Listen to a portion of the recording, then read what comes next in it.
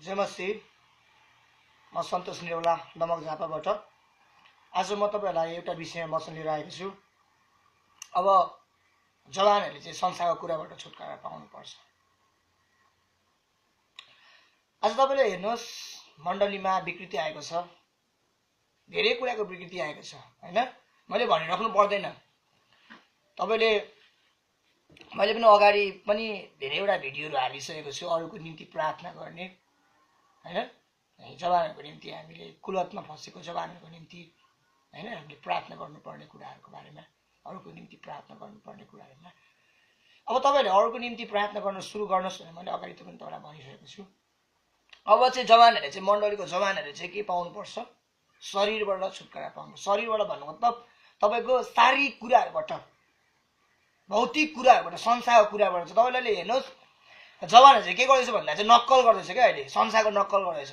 तपाईको संसारको मान्छेहरुले चाहिँ हाम्रो जीवन हेरेर चाहिँ प्रभुमा आउनु पर्ने हो नि त।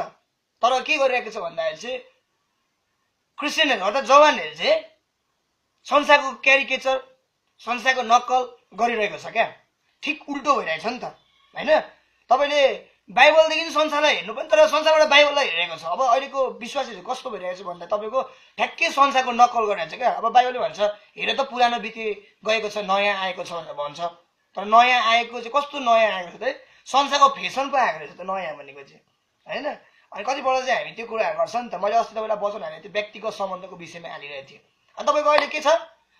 व्यक्तिगत सम्बन्ध चाहिँ हैन शारीरिक सम्बन्ध चाहिँ भइसकेको छ हैन। जवानहरुको बीचमा, मण्डलीको बीचमा तपाईको अहिले व्यभिचारको कुराहरु आइरहेको छ हैन। भित्र चाहिँ तपाई भित्रको त्यो अब नाजायज सम्बन्धको कुराहरु आएको छ। तपाईको अहिले हेर्नु अगुवाको छोराछोरीहरुले पनि त्यो गरेको कुराहरु पाउँछ। अनि यो समयमा चाहिँ हामी हेर्ने भने चाहिँ हामी यो ऋतुमा आएको छ है। अहिले चाहिँ यो ऋतु भन्दाखेरि चाहिँ कस्तो भन्दाखेरि प्रभुको समय जब आउँछ नि त्यतिखेर चाहिँ कस्तो हुन्छ भने शैतानले पनि कस्तो गर्छ भन्दा चाहिँ उलाई चाहिँ परमेश्वरको आत्माले काम नगरोस् भनेर चाहिँ उसले चाहिँ विभिन्न तरिकाको रणनीतिहरु ल्याउँदछ हैन। विभिन्न एउटा उद्देश्यहरु गर्दछ उसले चाहिँ एकदम भनौं न उसलाई चाहिँ कसरी फसाउने, कसरी लडाउने। तपाईले अहिले हेर्नुहुन्छ भने जवानहरु म्याक्सिमम जवानहरु चाहिँ अहिले मण्डलीमा तपाईले हेर्नुहुन्छ भने के व्यभिचारमा फसेको हुन्छ हैन, कि शारीरिक सम्बन्ध राखिसकेको हुन्छ, अगाडि राखिसकेको हुन्छ। भन्न पनि सक्दैन नि त। लुकी गरिरहेको हुन्छ। जब चाहिँ ब्रेकअप हुन्छ हैन, जब ब्रेकअप भइसकेपछि कस्तो हुन्छ भन्दाखेरि सबैलाई थाहा हुन्छ नि त।